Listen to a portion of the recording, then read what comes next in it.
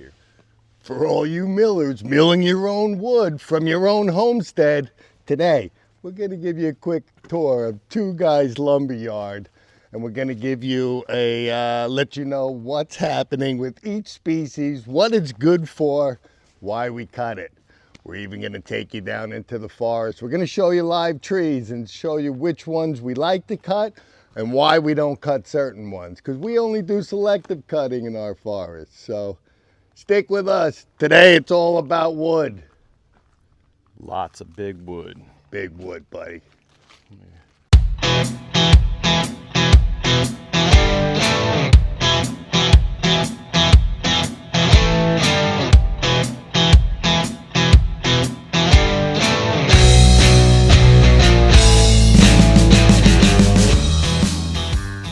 Endless wood, Dan. Endless wood.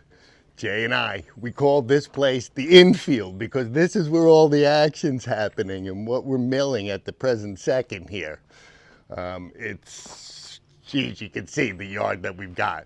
But as we're cutting, I've got red oak slabs. This is pin oak, so all our cutoffs I'm actually saving, stacking, and getting ready. Here, as we're making it and milling, these are the pallets, how we actually store all our wood. It's easier to move. Put your stickers on. You can see right there how you can just pick that up with a forklift. Everything's gonna stay straight. You're not gonna be fumbling around. It's easy to strap. Oh, guys, here's 2,500 pegs that we've actually been drying in our kiln here. And this is what we use to actually turn these into the pegs for all the buildings that we actually do. So we have such a variety going on down here. Now, as we're milling for our barn, these are the actual beams. Look at these things that we're gonna use for the timber frame barn. This is no small barn, my friends. This guy over here. This is a giant pin oak. Most of you see the P's on here. We're trying to build the main frame out of pin oak, and I'll show you why when we get down to it. Beefy. Beefy, Jay. Beefy, beefy. Also hanging in the infield, air drying, waiting for its turn to get into our solar kiln right behind it. This is stacks of poplar that we use for siding. We build doors out of it. Jay, show them the shed. There we go. All of the siding on our workshop, poplar. So there's so many uses for this stuff. And quite honestly, there's our pile of poplar in the infield, getting ready to get up on the mill. I love this poplar. Now, instead of using the 2x6 pine, we're going to be cutting all of this into premium 2x6s that we're going to turn into tongue and groove. It's actually going to finish up the timber frame roof for the barn. So we need to get this processed, get it drying, while Jay and I are assembling those beams. Poplar's really nice to work with too. That's another really good wood. I love cutting poplar. Yeah. Love it. That's why we're going to be changing from pine to poplar for our finished roofs and tongue and groove. It actually tongue and grooves better. Keeps my machines running smooth. Yep. Piles of poplar. The tables that need rebuilding. They do need rebuilding, Jay. We're going to do that this week. Yep. But right behind the solar kiln and in the infield, these are our work tables, so we're able to move whatever we're working on quickly to the mill, quickly to the kiln, and it makes life easy for us. These are no sawhorses, my friends. These things hold thousands and thousands of pounds. Just don't set them on fire. Don't set them on fire. It's a whole different story. That's why we're fixing them, Jay. Sorry, cat's out of the bag. Let's get out of the other half and show them what we got on the other side of the infield. Got some cool stuff over there. So also drying up into our utility shed here as we're milling, and we're milling the small beams. We need 100 of these. Are going to be knee braces, which are actually going to hold the timber frame square. So as we're going along, we're not just cutting beams, we're cutting slabs, we're cutting for knee braces. I'm actually trying to use every bit of the wood I can. So when we size our beams, a lot of times we have 3, 4, 5 foot pieces. this is what we turn them into, because that's all we need. Right, Sawdust? No comment, huh? Okay. Other half of the infield here, this is all the cutoffs. It's going to be turned into firewood. Stuff we couldn't find uses for it, rotten, some other reason. This is another additional pile of red oak we have. Now we've had this red oak here for a year, so we're actually going to get milling through this pile. It's kind of why you see it a mess, that we've just been tearing it apart. Guys, this, when we run into something in the woods, these two are my specialty wood piles. So if I have specific projects I want to do, I have wood laying around for what I do. And this, almost all of this here is Tennessee cherry. So this gets milled up, makes beautiful boards, tongue and groove. I mean, the endless uses of it. It's actually a piece of hickory there. And I think I saved this piece of white oak maybe just to do a small crotch cut, but nothing major. Our second specialty pile. Now we don't normally go after these trees. Sometimes they come here, sometimes I go get them. This, all maple right here. And I have been saving, I've got 3 16-foot black walnut, and I haven't picked out my project yet. So I've had them hiding over here, and with my mushrooms, I don't know, maybe we'll get a little spalted wood. Oh, wow. I didn't even know we had maple over here. We did. I love maple. If I knew that was a maple tree, I would have tapped it.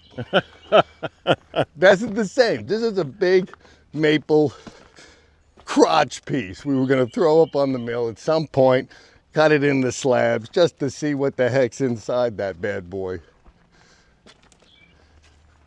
Also here in the infield is we got some premium, huge white oak that I'm actually waiting for the perfect piece to cut. I mean, this is even the stump out of this white oak. And we actually turn that into our timber frame pegs. So when we have time to mill and maybe we get a break, we start making pegs in front of our projects. But not only do we have the white oak here, I bring up and put my premium white oak, and these are 16-footers plus. So I try to separate the wood just so it's easy for me to get at, but you look, we've got a wall of white oak sitting there. There's some hefty ones here too. Wow.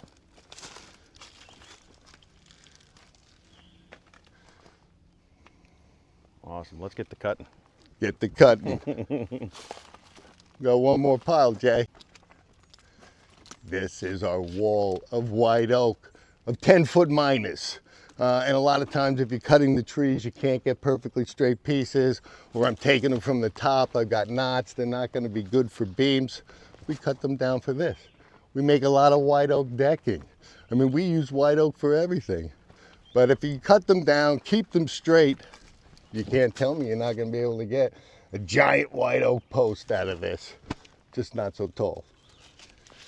I mean, that's 10 foot, Jay. Not everything needs to be 20 feet. I know us, we're 20 feeters. The air, Dan, love is in the air. In the air, okay. The other side of the bullpen, right next to the drying sheds, as you see, all our wood we've got in the dry anyway. Some of it that we could keep in the dry. These are all going to be the cutoffs or the pieces we couldn't use for beams. But like this, I'll probably cut this into a slab, make a table out of it. But realistically, I save all this oak, so we have stuff to make our timber frame pegs.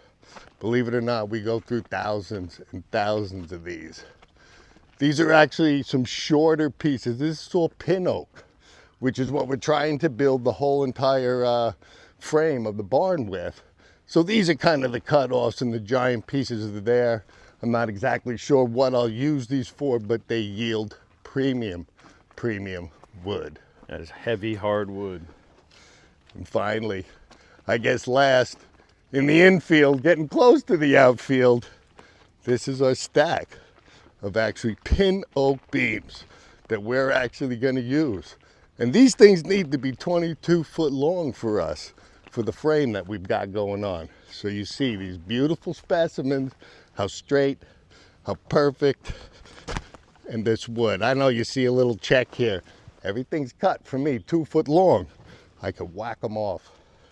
So there's a beautiful pin oak pile that we've already been hammering through, Jay. I love this stuff too, yeah. I say that about it. Oh. So the ball pen has made its way into the infield and it's on the way to the mill. Crank up the mill. Crank it up. Lots of hickory. Lots of hickory. Okay, so Jason and I, we call this area the ball pen because these are going to be the victims that are getting ready to get up to the mill. But this is our pile of hickory that we actually just got. And if you're in the woods, no leaves, look at the bark on here. You can actually see little X's right there. It's going to help you identify that it is hickory. Now we cut these, and I'm lucky enough to have super, super tall, straight hickory all over my property. So we've actually cut these 22 footers for our timber frame barn. These are going to become rafters. So, I mean, hickory, we're going to use it for timber framing. I mean, you've seen us, we've made a ton of flooring with it, cabinets with it, doors with it, endless uses, high dollar wood. But us, we try to cut them long, we cut them straight, and there's our hickory pile for the next month. I like working with hickory, Dan. I love hickory, buddy. Yeah, it's good stuff. Okay, guys, this is our wall of red oak that we've got down in the ball pen. And these are going to become all the beams that we need for the timber frame barn that's going on right now.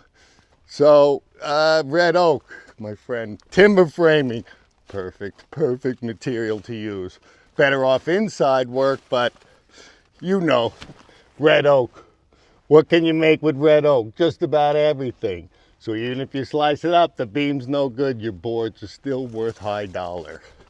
So we have a ridiculous pile here ready to go, but it's not our only red oak pile. Red oak galore. Red oak galore. I like red oak too. I don't like the smell of it when it's cutting, but it's wonderful. You know, I don't either. I mean, the bark, you can see the difference. There's kind of a little bit of difference in the bark. It's not as distinct, but pretty much it's an oak bark. Once you cut into it, you're gonna smell that, let's say, pungent smell. You're gonna get red on your feet. You're gonna know exactly it's red oak. Totally worth it. Worth it. Easy to cut on the mill, guys. Everybody's afraid of hardwood. Easy. That's good. One of my favorites. We got a lot of favorites. We got some good wood. I do. There's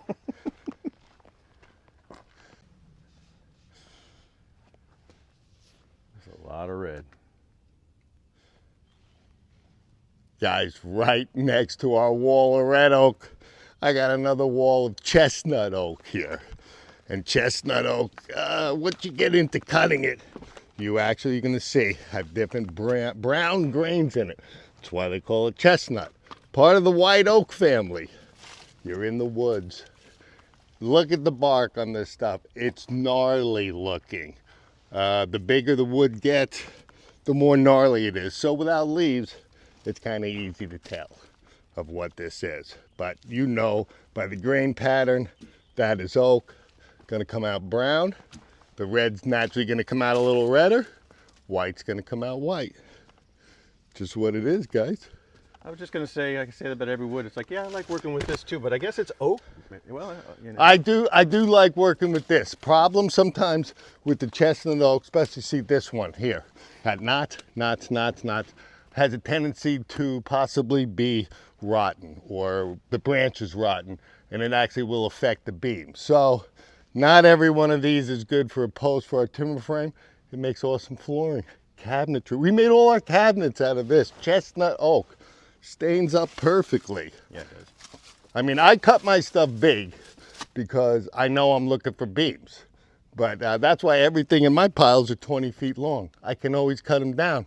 Some reason I can't join them together to make them longer. So we bring everything up here long and do exactly what we need to. Well, beautiful stuff as always. As always. Okay. Last stack that we've got down in the ball pen, and this is actually already milled up and drying. This is 2x6 pine. I mean, yes, we have a wall of it as well. And what it's doing is it's actually air drying before we have time to get it in line to get it back into the solar kiln. So somewhere along the line, we're going to need to get a high quality, high production solar mill, Jay, real kiln, because we do a lot of wood. We got a lot of wood to go. Now, I don't have the logs to show you. Honestly, I'm not a giant fan of cutting pine. I never have more problems on my mill than when I'm cutting pine with the pitch and all that. The hardwoods, my mill loves it. But we're going to use these, make 2x6 tongue and groove, and it's going to be material we're going to use for the roofing for the barn. So you see, we're processing wood a long time in advance of the project being there. So this wood is ready to use when we need it. We're not waiting for it. We're going to need a bigger kiln. We're going to need a bigger kiln. Oh my. And this is only a portion of what we need. My friends, I need 5,000 2x6s to finish the roof that we're doing right now. I hate to say it, I think this is, I don't even know, I stopped counting, we're so far away. I quit. Stop! So again, halfway through the infield, outfield, these are the pieces that we couldn't get in any length, but it's premium wood. There's actually a couple different specimens here, is why we try to mark them here in the field. Actually, most of those are hickory. Sorry, my friends, they're just different types of hickory. Unless I marked them wrong. Maybe. That's a hickory. So we sliced this up for a bunch of interior projects. Easy for us if we needed to make knee braces, small poles. I try to throw nothing away. Anything that's worth putting on the mill gets back up here and gets cut. Big enough for flooring too, even. Perfect for flooring, Yeah. okay? You know how we love hickory flooring. Oh, it looks so good. So you don't need to throw away your wood. You don't need to immediately cut it. Best if you cut it inside a year. This stuff is gonna stay green. It's hardwood. It's not gonna dry out. It's not gonna rot. So I know it's sitting on the ground, but we'll get it up on posts. We're a little busy. We did just drag them out, Jay. We'll get them. Let's go take a tour down to the White Oak Lumber Yard and we'll get you into the forest. And we'll just show you a couple things on some live trees before it turns too green and we can't get anywhere. We won't be able to get in there very long. You can see how close the bullpen is to the infield. All right, we're gonna take you for a quick buggy ride down to what I call is the White Oak Lumber Yard, which is gonna be the next cut plot that Jay and I are going after for the lodge, and I'll show you why. Let's get in and take a ride. Let's go.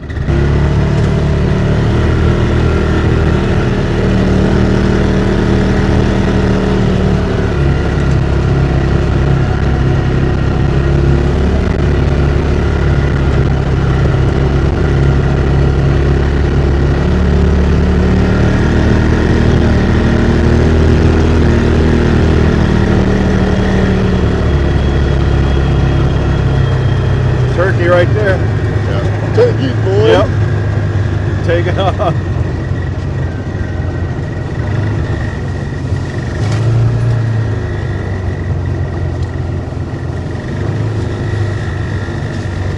Yeah, it seems like forever since we've been down here. Not me. I connected the road. Watch.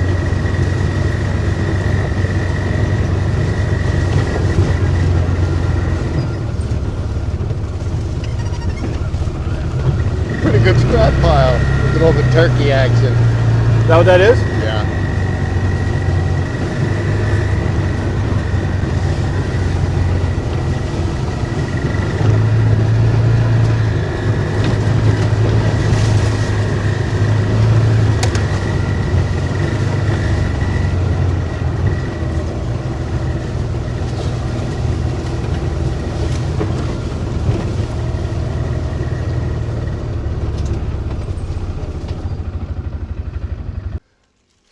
Okay, we're down here in the White Oak Lumber Yard, and this is a plot that we have not started cutting in.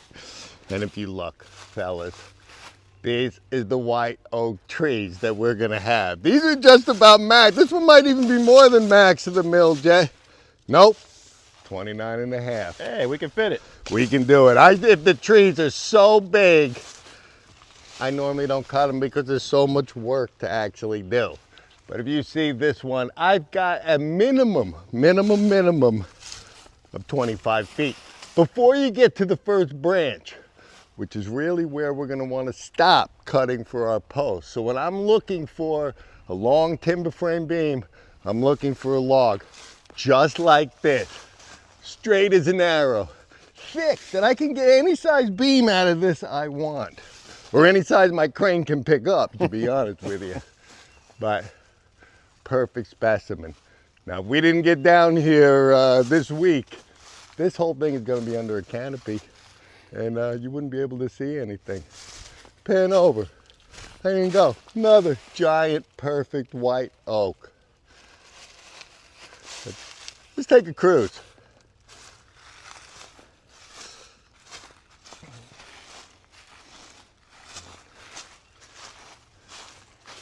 I like being out in the forest. I like the forest, Jay. I mean, so why we've made this road down here as you come in, I mean, guys, another perfect white oak specimen in front of you. Another one, maybe 30 yards away. So we're gonna be able to cut, mill, and roll these things out of here pretty quickly. Now, I know there's a lot of white oak here. There's actually a bunch of different specimens we'll just check out real quick. But so far, I'm down here because of the way these logs have grown. They're straight, they're not on a crazy hillside, and quite frankly, every one of those beams is gonna be turned into a minimum of a 12 by 12, if not some 12 by 16s that we need. Let's not talk about that. I know. So I've been saving this stuff for the lodge, guys, which might take us till next year to get there, but this is gonna be where we cut. That one's got a Widowmaker on it over there. That's the one you cut down, Jay, with the battery saw. I'm only allowed the battery saw. Hopefully by the time we get here, that thing rots off and falls. That's right. All right, another little nice tree specimen. I know, as we're walking through here, pin oak, guys, look how long and straight. Tell me you can't get any size 8 by 8 you want here. And luckily on this property here, I had certain patches. Some holds a bunch of chestnut oak, some holds a bunch of hickory. This just happens to be, I don't know, guys, the white oak forest of monsters. Never been cut. This has never been milled down here. I mean, here's another white oak, another white oak, another white oak. Every one of them, is there another one sneaking up? Look at that, there's another one over there. I mean, so for us, the trickiest part about getting these down and not wrecking your forest is to figure out how you lay them. Sometimes you're gonna have to lay them, make an opening, drop one way, clean it up, drop one the other way, and try not to get hung up because, yeah, there's some extra work involved with that. That's why I'm not allowed to use the saw. Yeah, pretty much. And why I fired the last guy, his first 4 trees, 5 of them hung up. So how do you figure that? Okay, I'm gonna bring you down the road. Jason hasn't even seen. I plowed through this yesterday, but this is gonna be a shortcut over to the pin oak forest and the hickory forest. So Let's go. let's take a cruise, Jay. This one might be a little rougher. That's all right. Yeah, I just flew the excavator. Woo! Watch your eyes, watch your eyes. That's coming with us. Oh, these vines are serious. You see what we're dealing with out here with these pines and stuff. It's thick. This ain't no joke. This is no joke. So here we go. I've got a pin oak down waiting to be picked up from back here.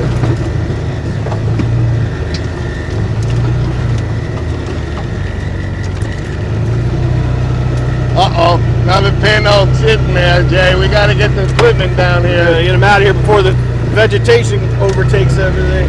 I didn't even show you. I think we're taking that vine home with us. I guess so.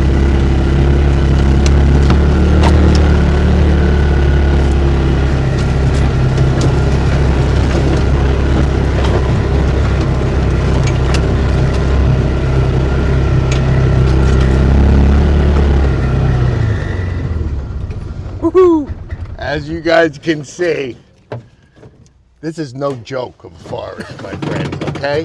This is thick. This is some of the hardest work that you have to do to get this stuff out of here. And quite frankly, yesterday, I stood under this tree for 45 minutes contemplating on cutting it because it is a giant, giant pin oak, which we've been harvesting. You see the stumps all over. So I actually have a ton of these.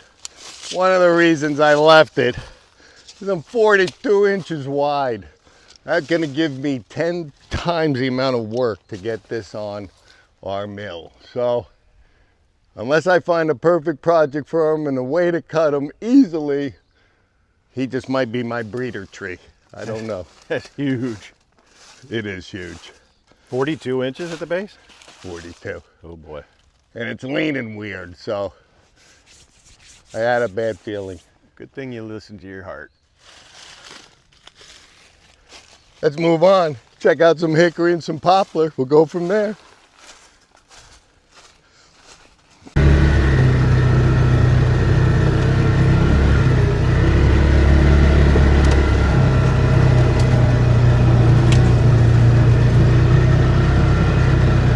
Uh-oh.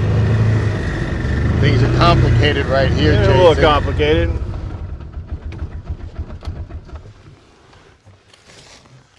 All right, so we're actually over in, let's say we've been getting a lot of the pin oak. As you can see, all I'm taking is the beams. And yeah, I actually leave this here, even though there's beautiful crotch maple or pin oak slabs, material that you can get off of. It being off the ground, maybe it'll get spalted or something by the time we actually use it, or if I find something. But I've got hundreds of these all over my property that for somebody would make an awesome, awesome project. We're only looking for the straight lumber, so that's what we do. So you can see I got a hickory. This is, I've taken a lot of the hickories out of here, but you see how long and straight they are. I know we got a little bend here, but I got 20 some odd feet before I get to there. So we could use this for smaller material, and I got myself another beam. That's a big one. It is a big one. Long. I see a tree marked over there that I didn't fall. But let's walk over there to say why I didn't. If you actually look, I might have marked it and then decided not. But as the tree goes up, you can get one probably 15-foot piece. You've got a bend. Actually, after you mill that wood, the tension is gonna not make premium boards for you. So the straighter the log, the straighter the cut. You can't just cut bends out of a piece of wood as you're getting to the center of the heart. It has to be flat. I don't say it has to be flat, but that's how you get premium wood.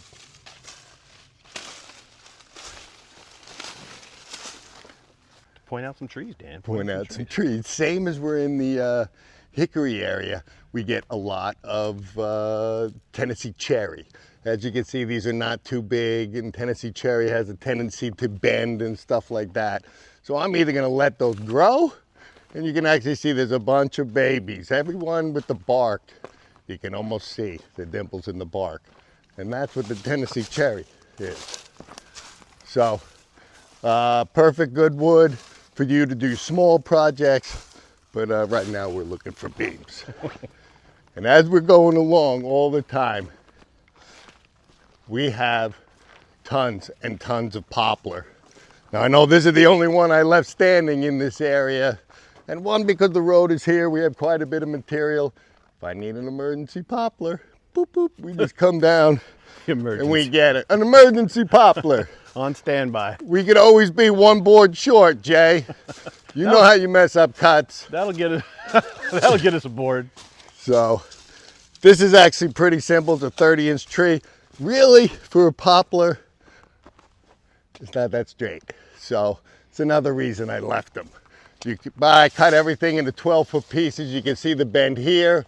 You can take your next section to the branch. There's another bend. Yes, you'll yield wood, but here's an emergency poplar. There you go. That or a breeder.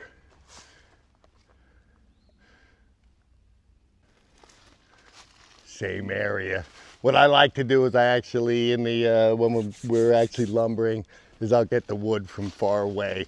I'll leave some of the premium trees, as I kind of say, emergency wood. Like I've had to run into the woods and go cut me another tree. It's another beautiful hickory. I mean, I personally say a minimum of 3 12-foot 8x8s for a project, or I don't know, flooring for a whole bedroom. It really pounds out a lot of wood when you turn it into 1-inch pieces. A lot. And there's where all the crotch pieces come from. You can see every tree has them. I just have too many. Come get them, guys. Crotch pieces free over at 2 guys. Bring your trucks. Bring your truck and bring your equipment. They're big. Come and get them. What you got for us here?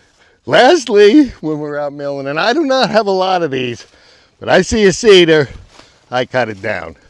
But the cedar that grows here in Tennessee, you can kind of see it's actually hard to mill a lot of boards until you get up into the tree by the way it grows, the way its bark grows. So these are kind of for projects for Jay and I. And there's another emergency pin oak right off the road. So I try not to get more wood than I can use in a year, but I remember where the good ones are when I need them. I don't know how, but I remember. Well, hopefully on this tour you can see that we are dealing with mainly all hardwoods. If you notice, there's no pine. I have very limited pine. The pine I do have is giant, but thank God we really don't like milling pine, and we're happy with the hardwood. So everything we do, extremely out of hardwood, and that's what I've got. So that's what we use. If we need pine, Dr. Mike's got us covered. We do. I have 135 acres of a pine forest. If I want to attack it, he keeps begging me to attack it. But we've been holding off because it's gooey. It's gooey. I like hardwood. Let's stick to the hardwood, Jay. Let's stick to it. We're in now. It's heavy, but it's worth it. That's worth it.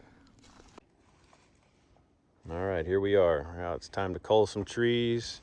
Got a lot to do here over the next few years. Lots of trees coming down. The nice thing is we're able to just come out here and selectively pick through the forest and find the best trees. And Dan's gonna get into that eventually, but we're gonna watch him drop this tree.